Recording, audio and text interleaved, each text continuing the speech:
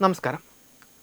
താഴേക്ക് വീഴുന്ന പൂച്ചകൾ അതിശയകരമായ വേഗത്തിൽ ശരീരത്തിൻ്റെ ദിശ മാറ്റി നാലുകാലുകളിൽ തന്നെ വന്നു വീഴുന്നത് നൂറ്റാണ്ടുകളായി ശാസ്ത്രലോകത്തെ വിസ്മയിപ്പിക്കുന്ന ഒരു പ്രതിഭാസമാണ്.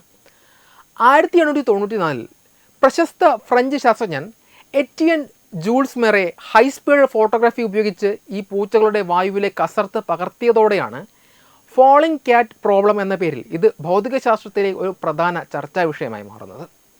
ആധുനിക കാലത്തെ ഏറ്റവും പുതിയ ഗവേഷണങ്ങൾ വ്യക്തമാക്കുന്നത് പൂച്ചകളുടെ ഈ കഴിവിന് പിന്നിൽ അവയുടെ അസ്ഥികൂടത്തിൻ്റെ, പ്രത്യേകിച്ച് നട്ടലിൻ്റെ സവിശേഷമായ ഘടനയ്ക്ക് വലിയ പങ്കുണ്ട് എന്നാണ്. 2026 ജപ്പാനിലെ യമാഗുച്ചി സർവകലാശാലയിലെ വെറ്റിനറി ഫിസിയോളജിസ്റ്റ് യാസുവോ ഹിഗുരാഷിയുടെ നേതൃത്വത്തിൽ നടന്ന പഠനങ്ങൾ പൂച്ചകളുടെ നട്ടലിലെ വിവിധ ഭാഗങ്ങൾ തമ്മിലുള്ള വഴക്കത്തിലെ വ്യത്യാസമാണ് ഈ അഭ്യാസത്തിന് സഹായിക്കുന്നതെന്ന് തെളിയിക്കുന്നു. പൂച്ചകളുടെ നട്ടലിനെ പ്രധാനമായും രണ്ട് ഭാഗങ്ങളായി തിരിക്കാം. മുൻഭാഗത്തെ തെറാസിക് സ്പൈനും പിൻഭാഗത്തെ ലംബാർ സ്പൈനും.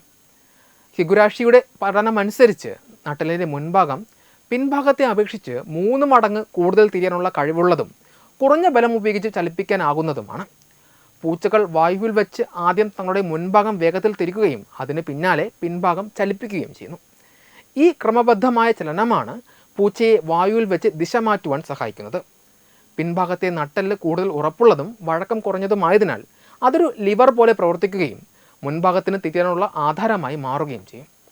ഭൗതികശാസ്ത്ര നിയമമനുസരിച്ച് ആംഗുലർ മൂവ്മെൻറ്റം സംരക്ഷിക്കപ്പെടേണ്ടതുണ്ട്. വായുവിൽ നിന്ന് ഒരു പൂച്ച താഴേക്ക് വീഴുമ്പോൾ പുറത്തുനിന്ന് ബലമൊന്നും ഏൽക്കാതെ തന്നെ അത് സ്വയം എങ്ങനെ തിരിയുന്നു എന്നത് ശാസ്ത്രജ്ഞരെ കുഴപ്പിച്ചിരുന്നു.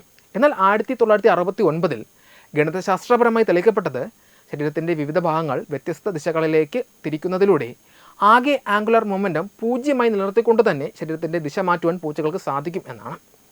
പുതിയ പഠനത്തിൽ 5ഓളം പൂച്ചകളുടെ നട്ടലുകൾ വിശദമായ പരിശോധനയ്ക്ക് വിധേയമാക്കിയപ്പോൾ തെറാസിക് സ്പൈനിൽ 47 ഡിഗ്രി വരെ ന്യൂട്രൽ സോൺ അഥവാ ബലം നൽകാതെ തന്നെ തിരിയാനുള്ള അവസ്ഥ ഉണ്ടെന്ന് കണ്ടെത്തി. എന്നാൽ പിൻഭാഗത്തെ നട്ടലിൽ ഇത്തരമൊരു സൗകര്യമില്ല. ഹൈസ്പീഡ് ക്യാമറകൾ ഉപയോഗിച്ച് ജീവനുള്ള പൂച്ചകളുടെ വീഴ്ച ചിത്രീകരിച്ചപ്പോൾ ശരീരം ഒരൊറ്റ യൂണിറ്റായല്ല, മറിച്ച് 2 ഘട്ടങ്ങളായാണ് തിരിയുന്നത് എന്ന് ശാസ്ത്രജ്ഞർക്ക് വ്യക്തമായി. മുൻഭാഗം തിരിഞ്ഞ് ഏകദേശം 72 മുതൽ 94 മില്ലി സെക്കൻഡുകൾക്ക് ശേഷമാണ് പിൻഭാഗം തിരിക്കുന്നത്.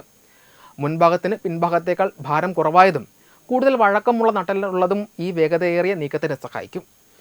നട്ടലിൻ്റെ ഈ സവിശേഷമായ ഘടന പൂച്ചകളെ ഉയരങ്ങളിൽ നിന്ന് വീഴുമ്പോൾ രക്ഷപ്പെടാൻ സഹായിക്കുക മാത്രമല്ല, അവയുടെ അതിവേഗത്തിലുള്ള ഓട്ടം, പെട്ടെന്നുള്ള തിരിയലുകൾ എന്നിവയ്ക്കും വലിയ തോതിൽ കരുത്തേകുന്നുണ്ട്. ചുരുക്കത്തിൽ പ്രകൃതി കനിഞ്ഞു നൽകിയ ഈ അസാമാന്യമായ അസ്ഥിഘടനയാണ് പൂച്ചകളെ വീഴ്ചകളിൽ നിന്ന് പരിക്കേൽക്കാതെ രക്ഷപ്പെടാൻ സഹായിക്കുന്ന യഥാർത്ഥ രഹസ്യം.